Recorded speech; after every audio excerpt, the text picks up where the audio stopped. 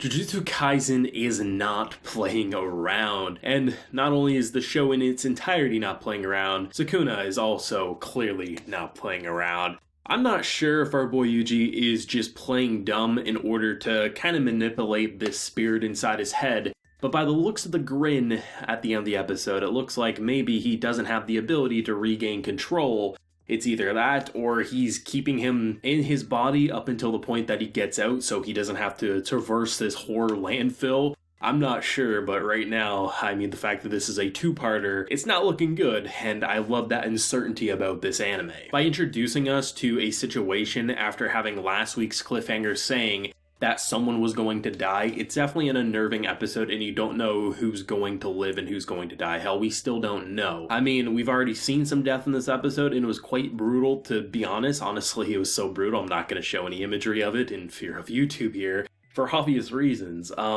This episode really does hammer in just how important the grade scaling is in this show. Because the idea that you can get up to basically having curses that need a tank in order to deal with it, like that's how powerful one of the sorcerers would be in order to defeat something that's like level, like the top level and things like that. I'm sure there's some curses that need a nuclear bomb in order to honestly completely destroy. It's interesting though because in the episode we see our boy lose his hand and you knew that wasn't going to be a permanent thing. The reason being is we're in a world with like curses that are seemingly almost like magic. So I was assuming there's going to be some sort of sorcery that would allow him to grow his hand back. And in this episode, Sukuna absolutely does. And at first I was like, okay, maybe it's only this spirit that could do it. But then the fact that his dialogue is saying that no one really understands what curses is and its true potential. The fact that this spirit is able to harness curse in such a way that usually when you think of curse energy, you think of destructive forces like we're seeing in the episode. But the idea of being able to use that energy to regain a limb or to, I mean, just do some insanity in this episode, it was pretty impressive, I have to say. And that's something I like about the dynamic about our main character and his spirit friend, because the antagonist of your show is literally in the protagonist's body. And that's such an intriguing concept. To have something where anything could happen and that you honestly need to sometimes rely on this evil king of curses that is saying, hey, if you switch to me, I'm going to kill your friends. I'm not even going to worry about this curse. And it's uncertain because you don't know what you should do. And even after devising a plan saying, hey, take yourself, go find Nobara, get yourself out of this situation, and then I'll switch. If you give me a signal, the signal just so happened to be the wolf. It's like, okay, you know what? Come with me. We're going to go kill some kids.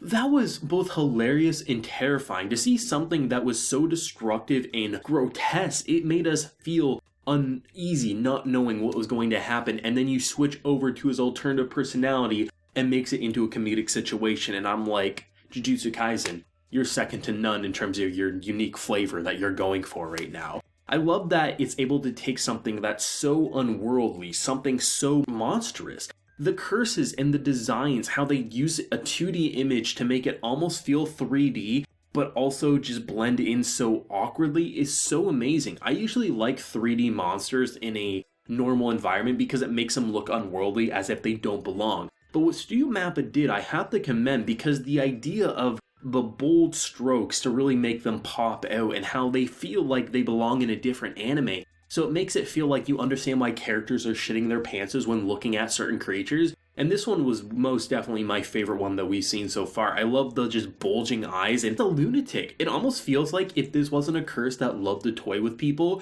both of them probably would have ended up dead before the whole Sukuna switch. I honestly believe that because this is something that was pure demonic and even had one of the fingers that our character was looking for, and just I don't even know how to feel about some of the things that we witnessed in this episode. I mean, not only did you get insane action and these really interesting moments that I definitely want to touch upon more, but some of the more themes that they touched upon I really enjoyed, like Megumi and Yuji's conversation about how he wants to take this body up to a mother who's grieving for her son. Megumi saying, no, this is pointless. I'm not going to die for someone who I had no interest in saving to begin with. Because this is a juvenile facility. This is someone who killed a little girl because for a second time he was driving without a license. This is someone to him who is irredeemable and he has no interest in giving his life, especially for a dead body, just so a mother can have closure. Where someone like Yuji is saying, well, why would you do that for me? I was irredeemable. I'm literally someone who's a ticking time bomb. And it's such an interesting dilemma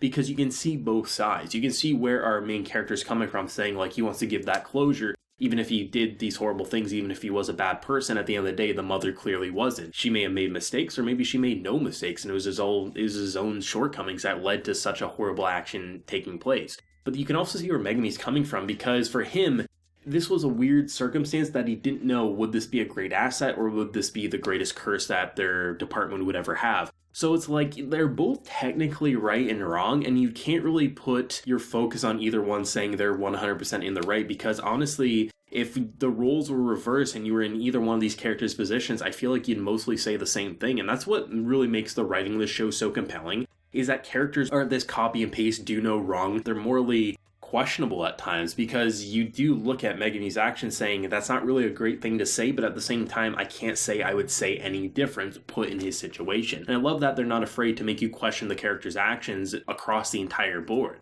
They may have fun at times, and they may goof off and have this really ridiculous aesthetic and just art design that really does let me roll on the floor and just really let out a good laugh. But it's also not afraid to make me want to throw up in disgust, and that's a really hard balance to nail, but so far Jujutsu Kaisen is 4 for 4 and able to blend that serious and ridiculous quite well. I think seeing this spirit fully in control and doing what he wants, and realizing that he can't get this curse to go alongside him to kill these kids, so he ends up killing them, I was like, okay, I mean, kind of expected in a certain sense, because this was a curse that was really about toying, and now he's super scared of what just came out of the character who he thought he was easily going to kill. But what was interesting to me was how easily Sukuna just was like, hey, you're gonna switch back, let's not play around, I know you're gonna take control, you've always done so. I was interested in that, because I figured he would be the type of character who would always try to remain in control, and when our boy would try to take back control, he would fight. But it's interesting how he's just grown accustomed and numb to the fact that he doesn't have full control yet, and it's probably going to take many more fingers before he's going to be able to possess this kid fully.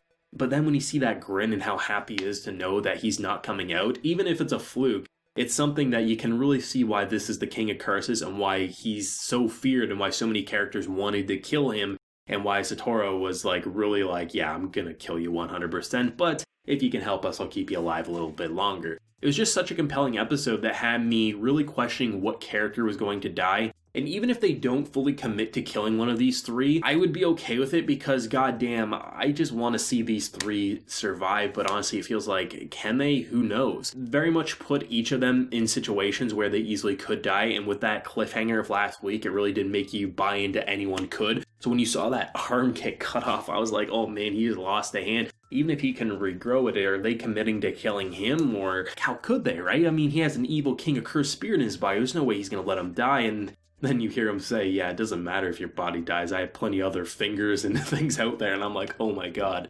anyone can die. The fact that I really believe anyone can die in this show is a really great point for this series, because it's saying that they're putting themselves in very big danger. So the fact that I firmly believe anyone could end up biting the bullet, I think is a good sign for the show going forward. I don't know what's going to happen next week, but I'm excited to see more, and goddamn visually Mappa is really showing me just how creative they can be with their monstrous design, and honestly the action animation and the really dynamic camera angles. There were some fun shots in this episode, but really this show is just honestly fun through and through. Let me know your thoughts and feelings down below. Did you love it? Did you hate it? And where do you think it might go next week? If you enjoyed the video, of course, if you'd like to show your support, and hit that subscribe button if you have been new around here. So until next time, everyone, please take care and have a good one.